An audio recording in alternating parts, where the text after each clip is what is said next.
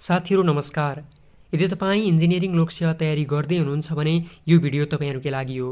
आज हामी engineering professional practice अर्थात् इपिपी को डी प्रसादको बुकमा रहेका सबै क्वेसनहरू प्र्याक्टिस गर्नेछौँ, सबै क्वेसनहरू सल्भ गर्नेछौँ। 111वटा क्वेसन छ। यही पार्टमा सम्भव भयो भने यो पार्टमा, नत्र हामी अर्को पार्ट ल्याएर भए पनि सबै क्वेसनहरू मजाले डिटेलमा बुझ्नेछौँ। र सुरुमा क्वेसन नम्बर 1मा हेर्नुहोस् त के छ। क्वेसन नम्बर 1मा के छ भने labour act was introduced in भनेको छ। ल, लेबर एक्ट कहिले इन्ट्रोड्युस भएको थियो भन्दाखेरिमा 2048 सालमा लेबर एक्ट इन्ट्रोड्युस भएको थियो। हेर्नुहोस् भनेपछि अप्सन बी हाम्रो राइट एन्सर हुने भयो। तपाईँले केही डेटहरू इपिपीमा सम्झिनुपर्ने हुन्छ। हेर्नुहोस् सबैभन्दा सुरुमा भनेको लेबर एक्ट, हेर्नुहोस् त लेबर एक्ट 2048मा। त्यसपछि एनइसी एक्ट भन्छ है। एनइसी एक्ट कहिले भन्दा 2055मा। एनइसी एक्ट 2055मा। त्यसपछि एनइसी रुल अथवा एनइसी रेगुलेसन भन्छ। एनइसी रुल अथवा एनइसी रेगुलेसन भनेको 2057मा। त्यसपछि पब्लिक प्रोक्युरमेन्ट एक्ट भन्छ, सार्वजनिक खरिदेन भन्यो भने 2063मा। त्यसपछि अर्को आउँछ सार्वजनिक खरिदेन त भयो, पब्लिक प्रोक्युरमेन्ट एक्ट। अब पब्लिक प्रोक्युरमेन्ट रुल भन्छ, रुल भन्यो भने 2064मा। जहिले पनि एउटा के कुरा ख्याल राख्नु भने एक्ट भन्दा रुल चाहिँ ठ्याक्क पछाडि आएको छ। एनइसी एक्ट 2055मा, एनइसी रुल 2057मा, पब्लिक प्रोक्युरमेन्ट एक्ट 2063मा, त्यसपछि पब्लिक प्रोक्युरमेन्ट रुल भनेको 2064मा। यति कुरा सम्झिनुहोस् है त। अब त्यसपछि अब हामी क्वेसन नम्बर 2मा हेर्नुहोस् त। क्वेसन 2मा के छ भने 2मा who is the chairperson of central labour advisory board भनेको छ। यो भनेको तपाईँहरूको श्रम मन्त्री अथवा मुख्यमन्त्री हुने गर्छ। भन्नुको मतलब अप्सन डी लेबर मिनिस्टर भयो। अब त्यसपछि क्वेसन नम्बर 3मा हेर्नुहोस् त। In Nepal which of the following act contains the provision on health and safety of the workers भनेको छ। भन्नुको मतलब कामदारको अथवा श्रमिकको हेल्थ र सेफ्टीमा केले काम गर्ला? कन्ट्र्याक्ट एक्टमा होला र नहोला? इन्डस्ट्री एक्ट पक्कै नहोला। लेबर एक्ट हेर्नुहोस् त, लेबर एक्ट। हेल्थ र सेफ्टी अफ द लेबरको हेल्थ र सेफ्टी भनेको पक्कै पनि लेबर एक्टमा हुने भयो। त्यसपछि क्वेसन नम्बर 4मा हेर्नुहोस् त। According to labour act considering health condition consider गर्दा, हेर्नुहोस् त हेल्थ कन्डिसन कन्सिडर गर्दा कुन चाहिँ ध्यान दिनुपर्छ भनेको छ? First aid after accident. यो भन्दा पनि सुरुमा safety on instant and cloth भनेको छ। सेफ्टी र क्लोदिङ चाहिँ महत्त्वपूर्ण कुरा है भनेपछि अप्सन बी हुने भयो। 5मा हेर्नुहोस् त। 5मा के छ भने maximum working hour for a labour per week भनेको छ। मान्छेले हेर्नुहोस् त कुनै पनि लेबरले एक दिनमा 8 घन्टा काम गर्न पाउँछ भनेपछि एक हप्तामा 6 दिन काम गर्न पाउँछ भनेको 8 छक्का 48 घन्टा हुने भयो। यो कुरा सम्झिनुहोस्, लेबर एक्टमा छ यो। त्यसपछि 6 नम्बरमा हेर्नुहोस् त। 6 नम्बरमा के छ भने worker are not allowed to work continuously more than भनेको छ। कुनै पनि श्रमिकलाई, कुनै पनि कामदारलाई लगातार 5 घन्टाभन्दा बढी काम गर्न दिइन्न। यो कुरा सम्झिनुहोस्। त्यसपछि यसमा हेर्नुहोस् त। The space required for living the worker is 15 metre cube भनेको कुनै पनि एउटा लेबर बस्नको लागि, वर्कर बस्नको लागि 15 मिटर क्युब भोल्युम भएको रुम, 15 मिटर स्पेस भएको रुममा म्याक्सिमम हाइट कति हुनुपर्छ भनेको छ। म्याक्सिमम हाइट भनेको 4 मिटर हुनुपर्छ। हेर्नुहोस् 7 को सी। अब 8मा हेर्नुहोस् त। 8मा चाहिँ which of the following is not concerned with the authority of engineer भनेको छ। कुन चाहिँ अथोरिटी अफ इन्जिनियरमा पर्दैन भनेको छ?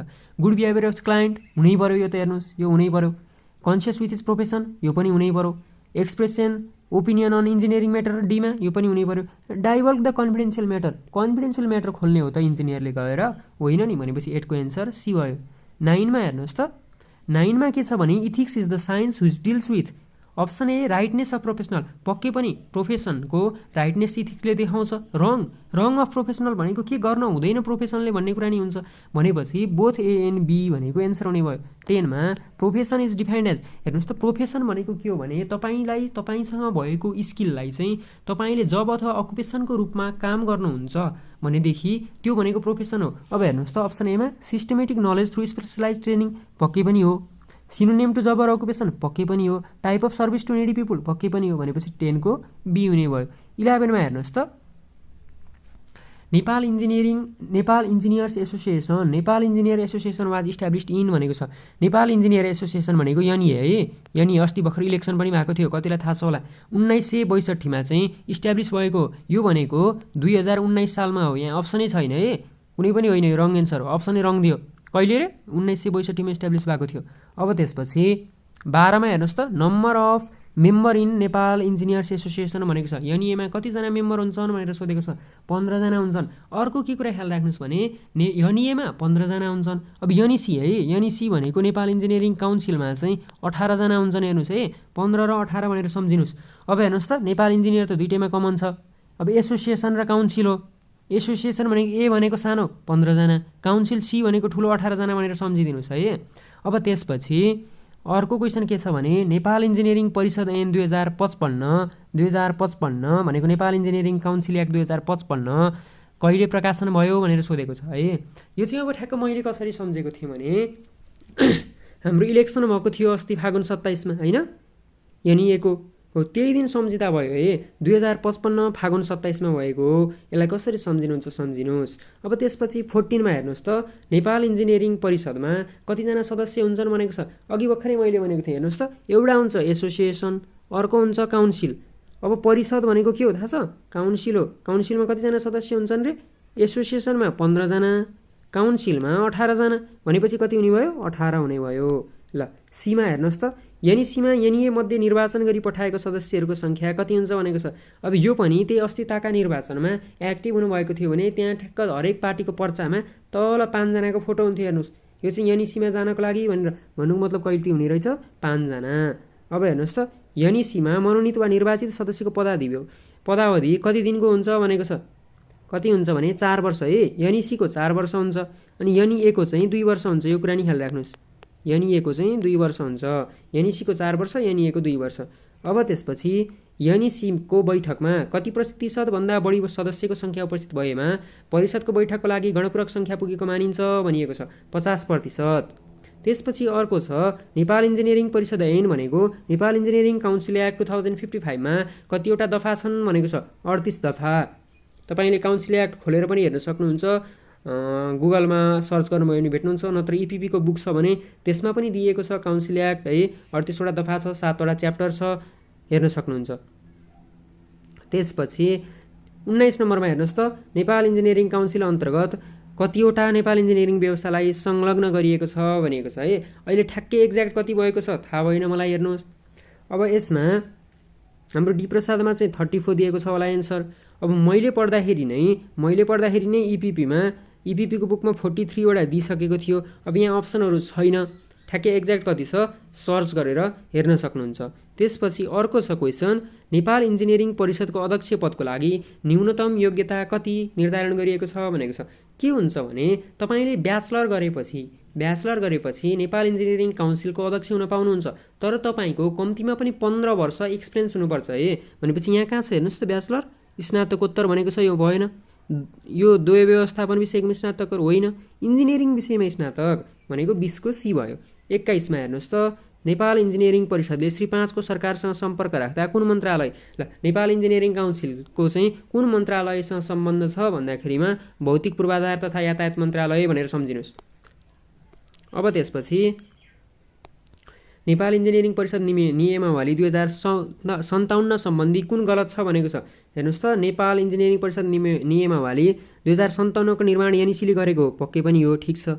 नेपाल इन्जिनियरिङ परिषद नियमावली 2057 को निर्माण एनइसीले एनइसी एक्ट 2055 को दफा 37 बमोजिम गरेको, ठिक छ। यो पनि हेर्नुहोस्, both A and B of the above, यो ठिक हुने भइहाल्यो। भनेपछि एन्सर भनेको हाम्रो अप्सन डी हुने भयो। अब हेर्नुहोस् त, त्यसपछि अब के छ भने एनइसीले इन्जिनियरलाई कति भागमा विभाजन गरेका छन् भनेर क्वेसन छ। एनइसीले इन्जिनियरलाई 3 भागमा विभाजन गरेको छ है। एउटा ए, अर्को बी क्याटेगोरी र अर्को सी क्याटेगोरीको इन्जिनियर भनेको छ। ए क्याटेगोरीको इन्जिनियर भनेको जेनरल इन्जिनियर, तपाईँले ब्याचलर पास गरेपछि जुन इन्जिनियर बन्नुहुन्छ, जुन लाइसेन्स पाउनुहुन्छ त्यो भनेको जेनरल इन्जिनियर। अर्को भनेको मास्टर्स गरेपछि जुन पाइन्छ त्यो भनेको प्रोफेसनल इन्जिनियर। त्यसपछि सी भनेको एनी नन नेपाली इन्जिनियर चाहिँ नेपालमा आएर काम गर्न चाहन्छ भने त्यसले सी क्याटेगोरीको लाइसेन्स अर्थात् फरेनर इन्जिनियर भएर पाउँछ है। भनेपछि कति हुने भयो, नेपाल इन्जिनियरिङ काउन्सिलले इन्जिनियरलाई कति भागमा विभाजन गरेको छ? 3 भागमा।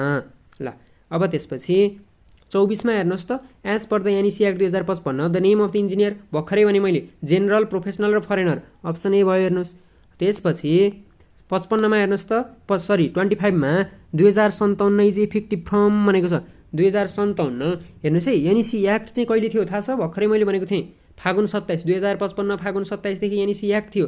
अब एनइसी रेगुलेसन चाहिँ कहिलेदेखि छ भने 2057 असार 8 देखि छ है, यो सम्झिनुहोस्। अब त्यसपछि number of the countries in which Nepal engineering council has recognize the academic institution भनेको 50 वटा है। कहाँ छ अप्सन 50?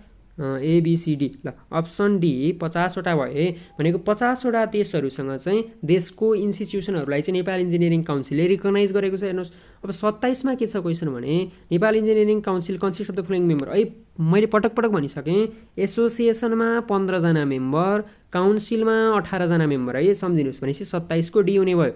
अब 28 मा हेर्नुहोस् त, which one type of membership is not categorized by NEC भनेको छ। जेनरल इन्जिनियर हो त? होइन, जेनरल इन्जिनियर भनेको त ब्याचलर पास हुने बित्तिकै पाइने इन्जिनियर हो। फरेन इन्जिनियर पक्कै पनि छ। प्रोफेसनल इन्जिनियर भनेको मास्टर गरेपछि हो। भनेपछि यो सुपरिटेन्डेड इन्जिनियर भनेको छ, यो छैन है हाम्रो काउन्सिलमा। अब त्यसपछि अर्को हेर्नुहोस् त, for the registration of general engineer the amount of the fee required is भनेको छ। तपाईँले भर्खरै ब्याचलर पास गर्नुभएको छ, रिजल्ट आयो भने तपाईँले एप्लाई गर्दा अब 3000 तिर्नुपर्ने हुन्छ है। भनेपछि जेनरल इन्जिनियरको लागि कति रहेछ? 3000। त्यसपछि 30 मा हेर्नुहोस् त, 30 मा for the registration of professional engineer the amount of the fee required भनेको 10,000, प्रोफेसनल इन्जिनियरको लागि 10,000। अनि फरेनर इन्जिनियर भनेको छ, हेर्नुहोस् त 31 मा for the registration of the foreigner engineer the amount of the fee required is भनेको फरेनर इन्जिनियरको लागि 15,000। यति सम्झिनुहोस्। ल अब 33 नम्बर हेर्नुहोस् त, 33 नम्बरमा के भनेको छ भने the minimum qualification required for general engineer. मैले पटक पटक भनिसकेँ, जेनरल इन्जिनियर भनेको ब्याचलर सकायक इन्जिनियर, ब्याचलर इन इन्जिनियरिङ भयो। त्यसपछि भनेको the minimum qualification required for professional engineer, professional engineer भनेको मास्टर सकायक इन्जिनियर, मास्टर इन इन्जिनियरिङ भयो। 35 मा हेर्नुहोस् त, the minimum qualification in experience required for the registration of foreign engineer. Foreign engineer भनेको ब्याचलर त सकाएको हुनु पर्यो, त्यसपछि 10 वर्ष एक्सपिरियन्स पनि हुनु पर्यो है, भनेको 35 को बी भयो। त्यसपछि 36 मा हेर्नुहोस् त, the registration book for general and professional engineer is written in Nepali language. ल जेनरल र प्रोफेसनल इन्जिनियरको लागि चाहिँ रजिस्ट्रेसन बुक भनेको नेपाली ल्याङ्ग्वेजमा लेखिएको हुन्छ भने फरेनरको लागि कुनमा हुनुपर्छ भनेर सोधेको छ। नेपालीमा होइन, इङ्ग्लिसमा लेखिएको हुन्छ है, यो कुरा ध्यान दिनुहोस्, इङ्ग्लिसमा हुन्छ। अब 37 मा हेर्नुहोस् त, 37 मा के भनेको छ भने एनइसीले name of the registered engineer चाहिँ इच इयर र एभ्री 4th इयर है, हरेक वर्षमा र 4 वर्षमा नि पब्लिस गर्छ भने the name of foreigner engineer publish भनेको छ। फरेनर इन्जिनियर पब्लिसै गर्दैन है, नन अफ द एबोभ भयो। त्यसपछि 38 मा हेर्नुहोस् त, 38 मा के भनेको छ भने NEC act and regulation. Act जहिले पनि अगाडि, रेगुलेसन पछाडि भनेको थिएँ। एक्ट कहिले? 55, रेगुलेसन 57 मा। NEC act 55, regulation 57। 38 को ए भयो। 39 मा हेर्नुहोस् त, Nepal engineering council is an autonomous body formed under NEC act in भनेको छ। नेपाल इन्जिनियरिङ काउन्सिल कहिले? 2055 मा भन्यो भन्ने थाहा छ हजुरहरूलाई। अब त्यसपछि which of the following category of engineer is not mention in engineering council rule भनेको छ है। कुन चाहिँ इन्जिनियर इन्जिनियरिङ काउन्सिलमा छैन भनेको छ। हेर्नुहोस् त, मैले तपाईँलाई भने एउटा जेनरल इन्जिनियर हुन्छ ए क्याटेगोरी, त्यसपछि प्रोफेसनल इन्जिनियर हुन्छ बी क्याटेगोरी, त्यसपछि फरेनर इन्जिनियर हुन्छ सी क्याटेगोरी भने बाँकी रह्यो कुन? चार्टर्ड, जेनरल, प्रोफेसनल, फरेनर भनेको फरेनर हो है, नन नेपाली रेसिडेन्ट इन्जिनियर भनेको अब भनेको 40 को ए हुने भयो। यति कुरा सम्झिदिनुहोस्। अब 41 नम्बर हेर्नुहोस् त, 41 नम्बरमा के भनेको छ भने which one is not concerned with the NEC भनेको छ। नेपाल इन्जिनियरिङ काउन्सिलसँग कुन सम्बन्ध छैन भनेको छ। लाइसेन्सिङ अफ इन्जिनियर हो त? होइन, लाइसेन्सिङ अफ इन्जिनियर भनेको एनइसीको महत्त्वपूर्ण काम हो। Accreditation of certificate of academic qualification भनेको छ, यो झन् एकदमै महत्त्वपूर्ण। यो भनेको मान्यता दिने है, एक्रेडिटेसन भनेको के अरे सर्टिफिकेट अफ एकाडेमिक क्वालिफिकेसनलाई मान्यता दिने काम गर्ने काम भनेको एकदम सही कुरा हो, यो पनि गर्छ एनइसीले। Recognition of the academic institution भनेको छ, यो पनि एकदमै गर्छ है, एकाडेमिक इन्स्टिट्युसनको रिकगनाइज गर्ने काम भनेको एनइसीले गर्छ। त्यसपछि authority of opening engineering college भनेको छ। अब हेर्नुहोस् है, यो पनि एनइसीसँग सम्बन्धित त हो, तर अब हामीले यसमा महत्त्वको आधारमा हेर्छौँ है। सबभन्दा बेस्ट चाहिँ कुन होला भन्दाखेरिमा चाहिँ अब यो authority of opening engineering college भनेको चाहिँ अलिकति कम सम्बन्धित हो कि जस्तो देखिन्छ, त्यसैले चाहिँ हाम्रो 41 को भनेको डी हुने भयो। अब त्यसपछि 42 मा हेर्नुहोस् त, 42 मा कुन चाहिँ यहाँनिर सम्बन्धित छैन भनेको छ। एक्रेडिटेसन अफ एकाडेमिक सर्टिफिकेट, यो त महत्त्वपूर्ण भइहाल्यो। Authority of opening engineering college हुन नि हो, तर अलिक कम हो भनेको थिएँ। त्यसपछि एपोइन्टमेन्ट अफ टिचर भनेको छ, यो त हुनै सकेन नि, भनेपछि के हुने भयो? 42 को एन्सर भनेको सी भयो। हेर्नुहोस् अब त्यसपछि 43 मा हेर्नुहोस् त, 43 मा के छ भन्दाखेरिमा NEC does not approach for, एनइसीले इन्जिनियरको बारेमा त एप्रोच गर्न पर्यो। त्यसपछि भनेको मिनिमम डिग्री बी हुनै पर्यो। ओभरसियर टु इन्जिनियर है, ओभरसियर टु इन्जिनियर भनेको एनइसीले एप्रोच गर्ने कुरा होइन। त्यसपछि 44 मा हेर्नुहोस् त गैर नेपाली दर्तावाला इन्जिनियरहरूको नाम दर्ता गर्दा कति वर्षको लागि गरिन्छ भनेको छ 44 मा। यो कुरा सम्झिनुहोस्, 2 वर्ष भनेर सम्झिनुहोस् है। 44 मा विदेशी इन्जिनियरहरूको नाम, गैर नेपाली दर्तावाला इन्जिनियरहरूको नाम दर्ता गर्दा 2 वर्षको लागि गरिन्छ, सम्झिनुहोस् है। 44 भयो। अब 45 मा हेर्नुहोस् त 45 मा के छ क्वेसन भने गैर नेपाली दर्तावाला इन्जिनियरको कार्यावधि समाप्त भएपछि काम लगाउने संस्थाको अनुरोधमा परिषदले उपयुक्त ठानेमा एकपटकमा कति वर्षको अवधिभन्दा बढी नहुने गरी जतिसुकै पटक पनि त्यस्तो दर्ता नवीकरण गरिदिन सक्ने छ भनेको छ है। 45 को एन्सर भनेको 1 वर्ष है। यो सम्झिनुहोस् त के हो अरे भने गैर नेपाली दर्तावाला इन्जिनियरहरू जुन छन् त्यसको टाइम सकेपछि, त्यसको काम गर्ने समय सकेपछि, कार्य अवधि समाप्त भएपछि संस्थाले अनुरोध गर्यो भने 1 वर्षको अवधिभन्दा बढी नहुने गरी जतिसुकै पटक पनि त्यस्तो दर्ता नवीकरण गरिदिन सक्छ। यो सम्झिनुहोस्। त्यसपछि 46 मा हेर्नुहोस् त 46 मा के भनेको छ भन्दा परिषदले प्राप्त भएको रकम वाणिज्य ब्याङ्कमा जम्मा गर्दा खाता सञ्चालन कसको हुन्छ भनेको छ। खाता सञ्चालन कसको हुन्छ भने एउटा अध्यक्षको हुनु पर्यो है, अध्यक्षको भनेको प्रेसिडेन्ट, अर्को भनेको अध्यक्ष अथवा रजिस्ट्रारको हुनु पर्यो, त्यसपछि भनेको लेखा अधिकृत हुनु पर्यो। 46 को डी है, 46 को डी सम्झिनुहोस्, अध्यक्ष वा रजिस्ट्रार र अर्को भनेको लेखा अधिकृतको नाममा चाहिँ ब्याङ्क एकाउन्ट खोलेको हुनुपर्छ। त्यसपछि परिषदमा नाम दर्ता नगराई इन्जिनियरिङ व्यवसाय सञ्चालन गरेमा के हुन्छ भनेको छ 3000 फाइन लाग्छ। हेर्नुहोस् झ्याप्पै 3000 ठटाइदिइहाल्छ तपाईँलाई। परिषदमा नाम दर्ता नगराइकन इन्जिनियरिङ व्यवसाय सञ्चालन गर्ने, कन्स्ट्रक्सन खोल्ने, कन्सल्टेन्सी खोल्ने होइन, काम गर्ने, साइन हानिदिने काम गर्यो भने 3000 सम्म फाइन लिन सक्छ। त्यसपछि 48 मा हेर्नुहोस् त पिडब्ल्युडी भनेको के हो भनेर, यो चाहिँ इपिपी भन्दा नि तपाईँहरूले इस्टिमेसन एन्ड कस्टिङ है, इएनसी इस्टिमेसन कस्टिङमा धेरै पढ्नु भएको थियो होला। पिडब्ल्युडी भनेको पब्लिक वर्क डिरेक्टिभ, 48 को ए पब्लिक वर्क डिरेक्टिभ भनेर सम्झिनुहोस् है। त्यसपछि 49 मा हेर्नुहोस् त 49 मा के छ भने pre qualification is not required for any type of firm if the costing to buy an equipment is भनेको छ। 49 मा के हो भन्दाखेरिमा कहिले चाहिँ तपाईँले दुईवटा टाइप अफ क्वालिफिकेसन पढ्नु भएको थियो होला, एउटा प्री क्वालिफिकेसन अर्को पोस्ट क्वालिफिकेसन है। प्री क्वालिफिकेसन कहिले गर्न पर्दैन भन्दाखेरिमा जब चाहिँ कुनै पनि सामान किन्दाको कस्ट भनेको 20 मिलियन भन्दा कम हुन्छ भने त्यो बेलामा प्री क्वालिफिकेसन गर्न पर्दैन। हेर्नुहोस् के हो रे, प्री क्वालिफिकेसन कहिले गर्न पर्दैन भने कुनै पनि सामान किन्दा 20 मिलियन भन्दा है, 20 मिलियन भने 20 लाख भनेछु कि मैले, सरी 20 मिलियन भन्दा कमको सामान किन्दैछौँ भने त्यो बेलामा हामीले प्री क्वालिफिकेसन गरिरहन पर्दैन। त्यसपछि अर्को हेर्नुहोस् त एउटा युजर कमिटी भन्ने हुन्छ। युजर कमिटीमा मिनिमम र म्याक्सिमम नम्बर अफ मेम्बर कति हुन्छ भनेर सोधेको छ है। युजर कमिटीमा मिनिमम र maximum number of the member भनेको 9 र 15 हुन्छ। एकदम सजिलो छ सम्झिन होइन। मिनिमम भनेको 9, म्याक्सिमम 15 सम्झिनुहोस्। मिनिमम 9 म्याक्सिमम 15 कसरी सम्झिनुहुन्छ त्यसरी सम्झिनुहोस्।